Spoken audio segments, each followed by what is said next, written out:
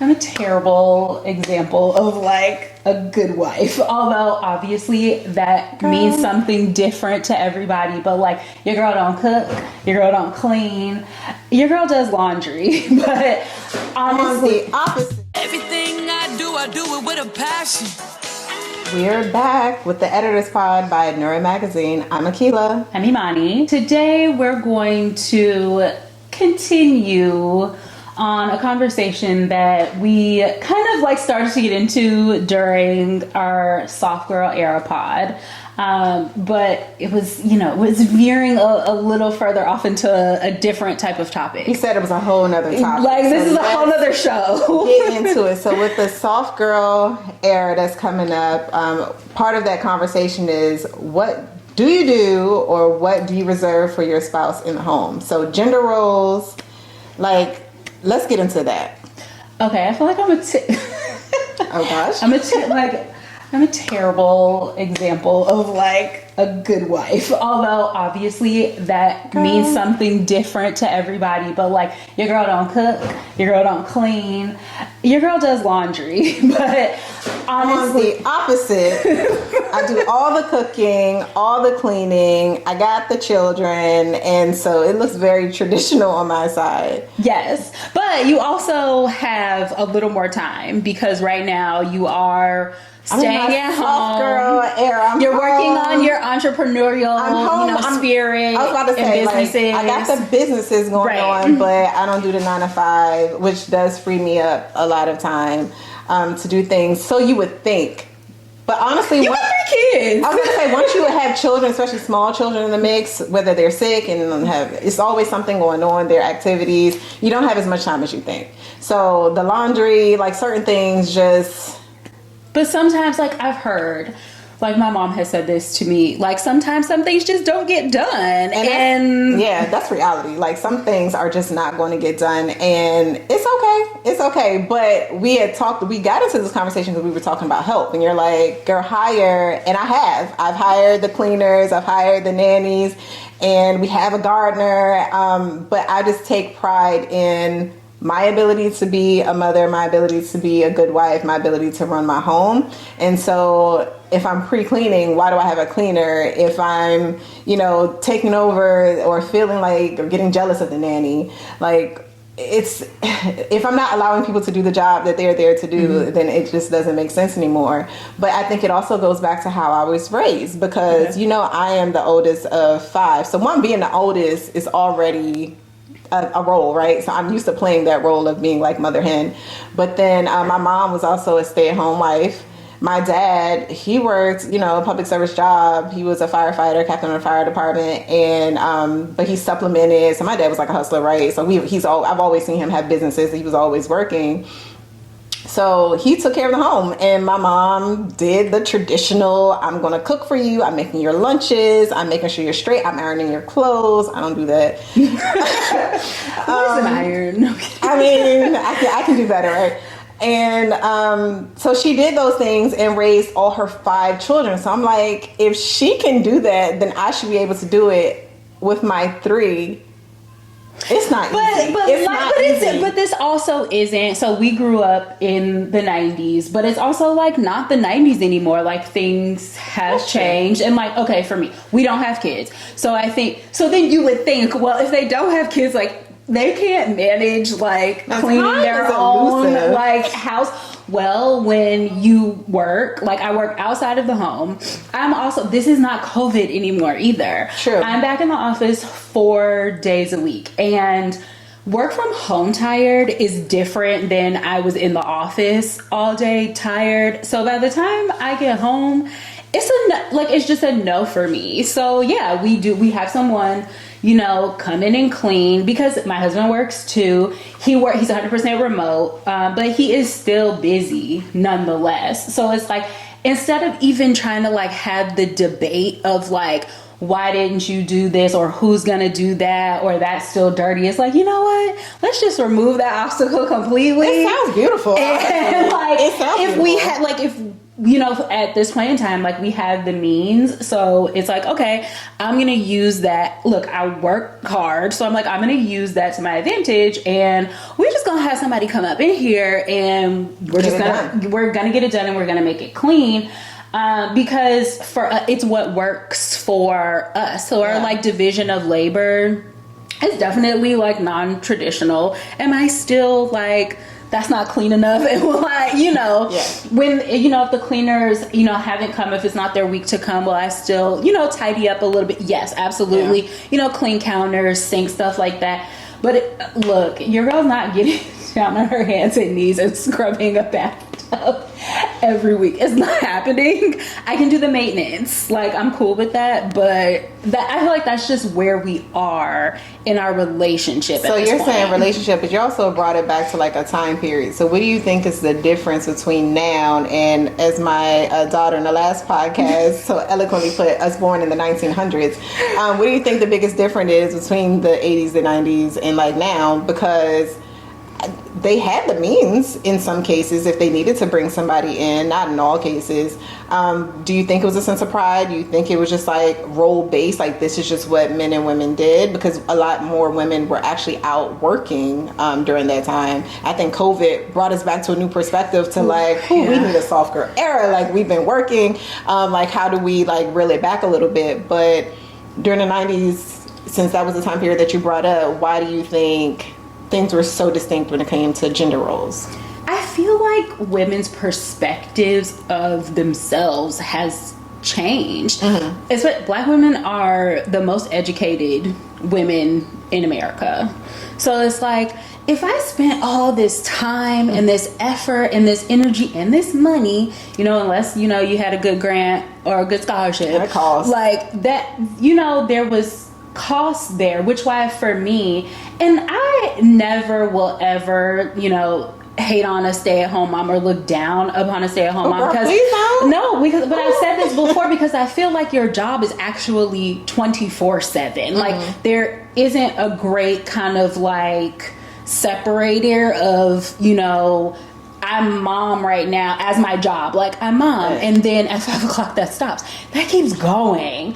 So I've always said that it's not necessary. I don't think, this is me saying this as a childless person, I don't think it's for me just based on like, I've done all of this work, staying at home, like being a stay-at-home mom. I'm like, that, I don't think it would be for me, because I find it really hard to kind of like comprehend this idea that I would have to, babe, I need money, or babe, I want to get my nails done, or I want to get my hair done. And that definitely is, once that becomes a topic of conversation, it does become like an alternate reality. Like, that's not me either, and you know that. Like, I'm gonna do what I need to do. So if things were a little different, where I have someone like micromanaging my finances, like that would drive is my that's my biggest like, fear. How much are we playing with this month? Like, that's what I need to know. Like, how much do I have? And I'm gonna do my thing, but the whole micromanager, because I can't necessarily, I mean, for big things, like, I think that should be a topic of discussion anyway in relationships. And I think a lot of relationships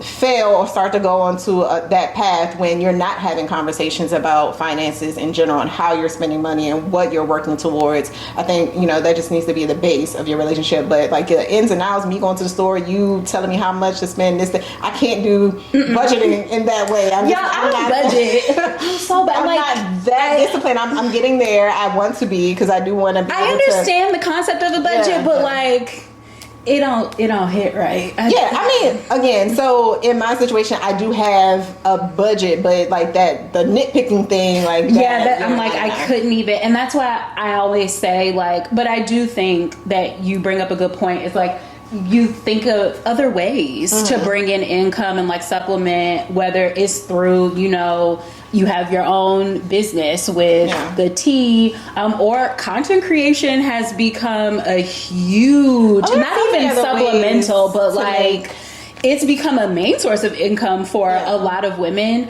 So it's like, I know we're past the like, I need money for this, but it's just like, in your mind? In my head. Well, because I am that entrepreneurial spirit. That conversation is different, but I think it just goes back to what you said, like you being in the home and someone telling you like what to do, how to do it. Like that part, I think was something that back in the day that our parents and grandparents had to experience, where times were maybe a little harder or tighter or a little stricter, and I don't know, I think women are past that. So that, I think so too. That part is well, I don't know, because the trad wife movement kind of like came back a little bit, and like that, what I mean, like, so my grandmother was a stay-at-home mom. She did work at a point in time, but then my grandfather was like, so it was my mom and my uncle, and he was like, I just can't manage, because he worked nights. So my grandmother would go to work during the day. Mm-hmm. He would come home after a night shift at the post office, but have to get my mom and my uncle off to school.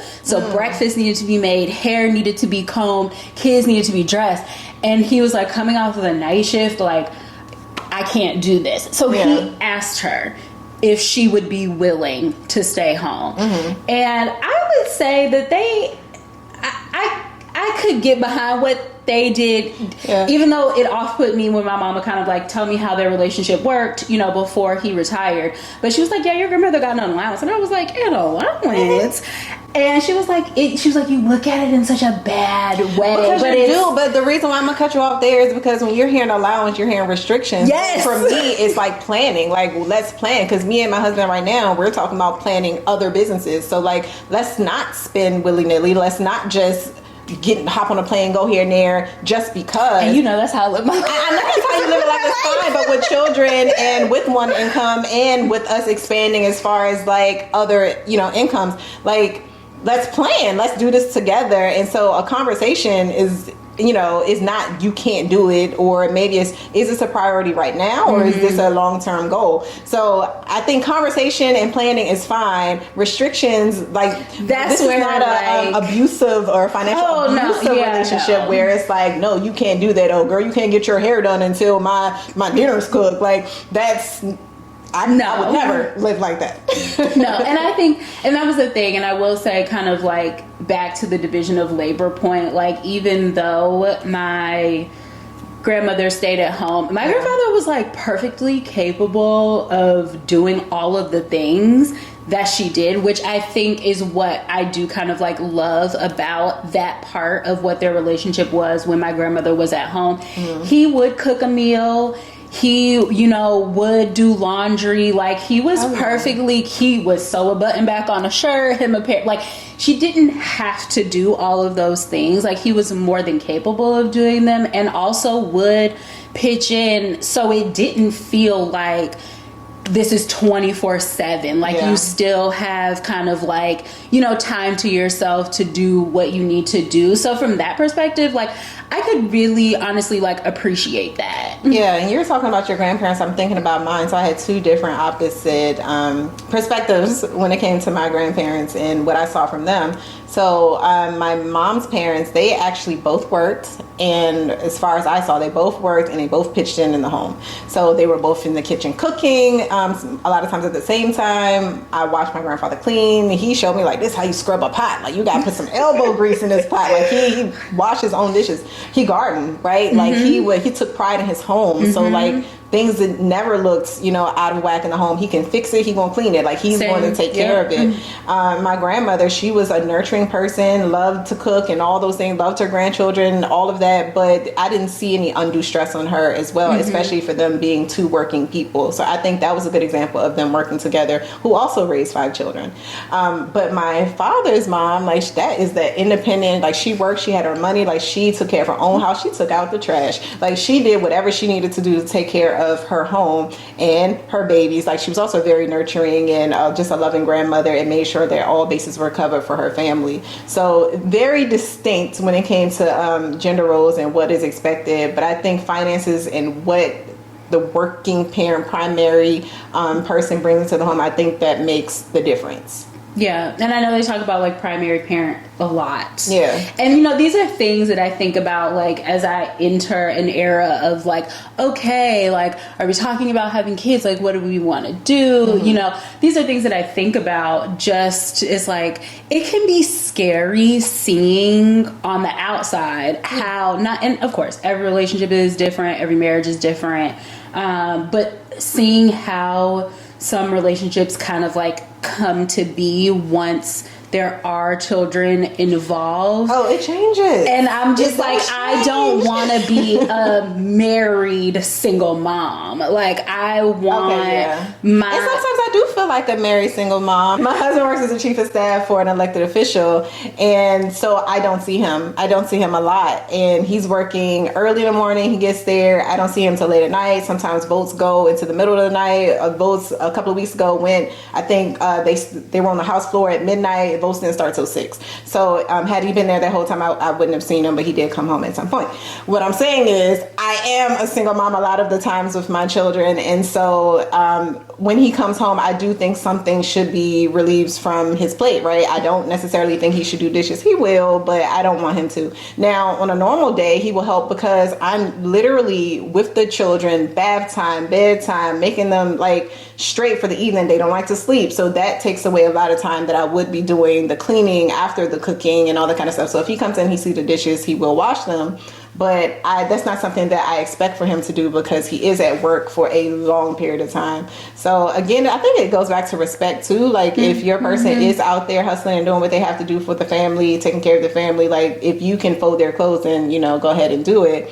But you know, I got that new girl in me too, where it's just like, but what can you do for yourself, right? So I don't know. Like, I mean, that's a good. I mean, it's a good point, though. Yeah. I think, you know, I think there is something, and this is not saying that like all men of, you know, our generation are this way, but I do think there was some sort of disconnect between like our grandparents' generation, where it's like, while I work outside of the home as a husband and a father, I do, you know, find myself needing to still contribute to the home life. And then I don't know, maybe like the generation before ours and ours, where I don't know, I feel like something was lost in like taking pride in your home, your space. And that's where I feel like we're kind of like coming back around, maybe to kind of like. But I will say also, I've seen a lot of men of this time period. They were like, just pay for it. They're there, right? Like, just pay for it. Like, fix it, pay for it. But it's something that attracts my attention when a man is out there getting dirty. So like, I mean, I don't care if agree. you're fixing a car, you can be gardening, taking out the trash. I want to see you do some manual labor. Like, I want to see it. Like, that's what. Because no, I definitely am like, babe, this is broken. Get dirty. And he's like, I got you. I can fix it. And it's like, I love that. I like when they say man in uniform. I want to see you get dirty. I want to see you bust some, clean something. I love the fact that I could be like, can you fix this? Yeah. Or, oops, I broke this. And like, he's got it. I'm like, okay, love this. When I tell you, I like the taking out the trash thing. Like, I will sneak take out the trash if I need. Like, I do it, but it's like I mean, I do it if I have to. If I have to, like, if it's still like, I'm not going to sit in the house while something's smelling. Like, I'm home all day, right? But at the same time, I'm going to fill that trash up just so he don't get used to me doing it. He knows when he gets home that, you might want to take out the trash. Like, that's a sneak thing. Like, he doesn't know that I'm doing it. I'm not trying to. I don't want to. I'm just trying to be out here like. I'm just trying to like. After my work week is over, I'm trying to sit on the couch, drink wine, and watch a trashy reality TV. That's I'm not trying to do my reality. It's just not there for me. Like, I'm just not like, it doesn't matter what. Even my own laundry, like, oh my god, I hate doing laundry, because that's just, you know, I want to relax. Like, I just don't want to think about it. It's time consuming. It's time consuming, so it's like I don't want to do anything. It's not that I'm necessarily looking for him to do any. Look, that's why you said pay for it. Exactly. He can do it. I don't care who. Like, somebody, just not me. But I get, I get it. Like, it's definitely I think There are, and I can say this too, as much as I am independent and as much as I can do for myself, you know, sometimes it's nice or you want a little bit of the traditional elements. And I think that's also the good thing about where relationships I feel like are going and marriage is going, you know, these days is like you kind of make your own, you know, relationship standards and you know, rules, or you know, whatever you want to call it. What works for you, I think for most people is what works for them. Some things like I think men might take pride in that we might not necessarily like.